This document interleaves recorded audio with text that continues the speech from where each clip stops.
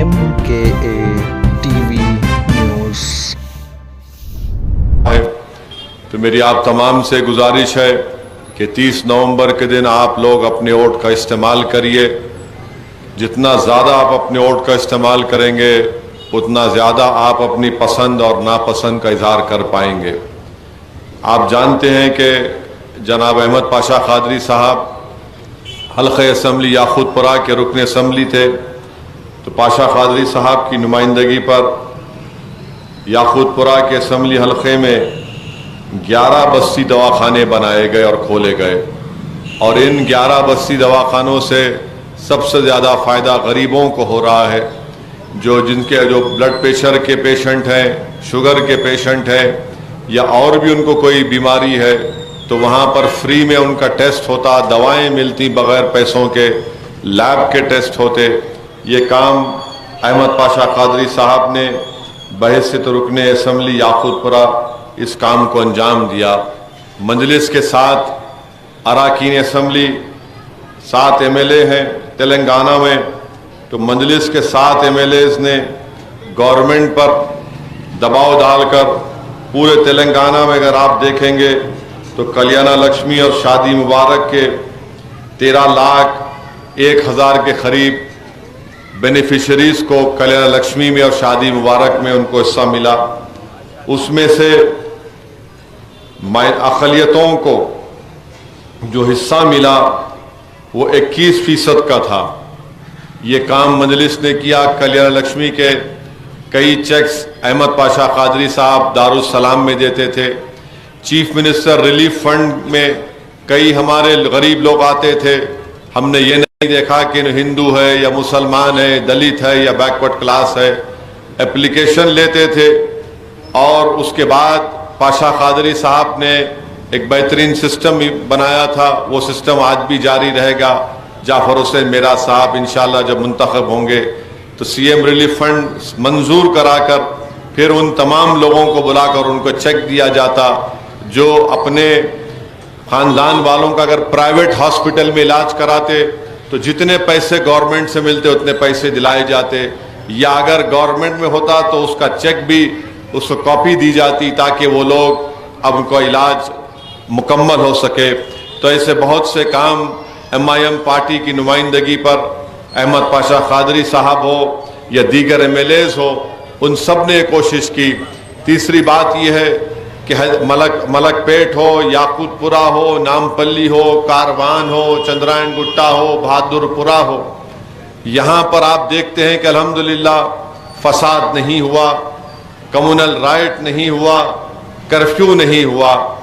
पूरे old city में जब कभी भी कुछ होता तो एक टप्पा चबूतरा की बात परेशान हो जाते कि मादरना पेट में क्या होगा, वहाँ पर झिर्रे में क्या होगा या मलकपेट में क्या होगा। मगर मजलिस ने पूरी कोशिश की कि कहीं पर भी किसी भी किस्म से कोई हिंदू मुस्लिम का झगड़ा ना हो। बड़े बड़े त्योहार आए, पुरअमन तरीके से गुजर गए। पिछले महीने अक्टूबर में गणेश का त्यौहार था और उसी दिन मीलाद उन नबी का जुलूस भी निकलता था।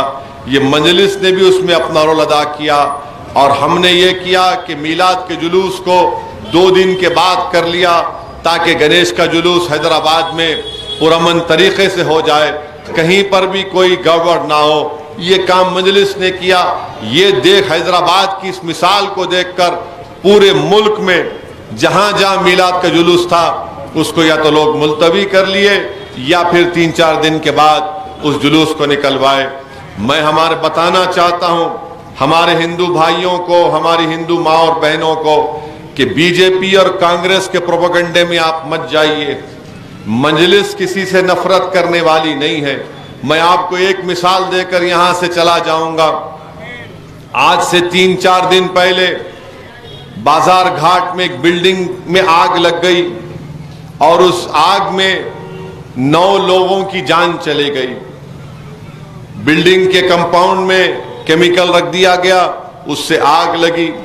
15-20 मिनट के अंदर, आग लगने के 10 मिनट के अंदर मुकामी जो मजलिस के यूनिट के प्रेसिडेंट मेंबर्स थे, हमारे रुकने बल्दिया कॉरपोरेटर आरिफ के साथ वहां पहुंचे।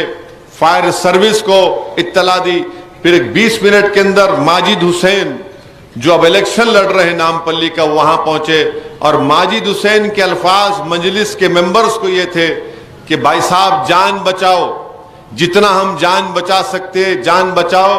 और माजिद की जबान से अल्फाज निकल रहे थे कि ये मत देखो इन्हें कौन हिंदू है मुसलमान है।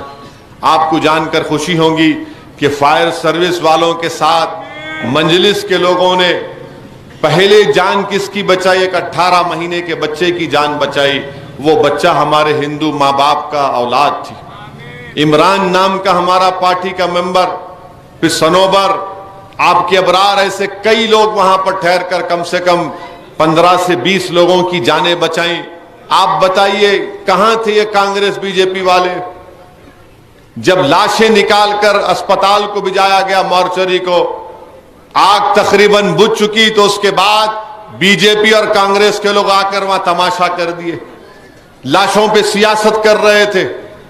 जब आग, अगर किसी के घर में आग लगी तो आप जब आग में जाकर जान बचा रहे हैं तो उससे बढ़कर मजलिस के लोगों की सोच क्या हो सकती है? बोलो आप। अगर आप बीजेपी कांग्रेस की बातों पर यकीन करना चाह रहे तो आपका इख्तियार, मगर जब किसी के घर में बिल्डिंग में आग लगी और मजलिस के लोग जान बचा रहे थे, ये नहीं देख रहे थे कौन किस मजहब का है, इंसान है, इंसान की जान बचाना हमारा मकसद था और हमेशा रहेगा। मगर आज मैं एक बयान सुना, बीजेपी के जो प्रेसिडेंट है तेलंगाना के, सिकंदराबाद के एमपी हैं, वो ये बोल रहे कि बीजेपी को अगर पावर आ जाएगा तो हम पूरे ओल्ड सिटी में बुलडोजर लगा के घरों को तोड़ेंगे, शादी खानों को तोड़ेंगे। अरे क्यों तोड़ेंगे भाई आप? क्यों तोड़ेंगे आप? तोड़ने की बात ही कर सकती बीजेपी, जोड़ने की बात नहीं कर सकती बीजेपी। इनका एक पुराना सदर था, वो बंडी, उसकी बंडी में हम पंक्चर लगा दिए। वो भी बोला कि ओल्ड सिटी में सर्जिकल स्ट्राइक करेंगे। अरे कि सर्जिकल स्ट्राइक करेंगे तो क्या खाली यहां मुसलमान रहते?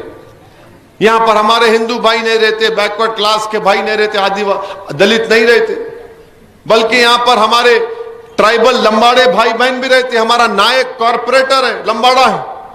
हम सर्जिकल स्ट्राइक करेंगे, इन बोरे में बुलडोजर घुसा देता हूं। अरे तुम कब तक नफरत करोगे? तुम जानते नहीं है पुराने शहर में कितनी तब्दीली आ चुकी है। डेवलपमेंट के काम हो रहे हैं, रुक नहीं रहे। मजलिस कोशिश कर रही है कि डेवलपमेंट के काम हो।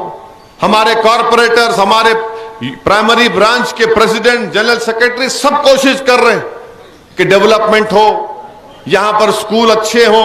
उस स्कूलों आप जाके देखिए, याकूतपुरे में गवर्नमेंट के स्कूलों में मजलिस ने अपने पैसों से उसमें फर्नीचर डलाया, उसमें अपने पैसों से वहां पर टॉयलेट का नहीं थे, मजलिस के पैसों से टॉयलेट बनाए, फर्नीचर डलाए गवर्नमेंट के स्कूलों में। आप जाकर देखिए, लिस्ट दूंगा मैं कल।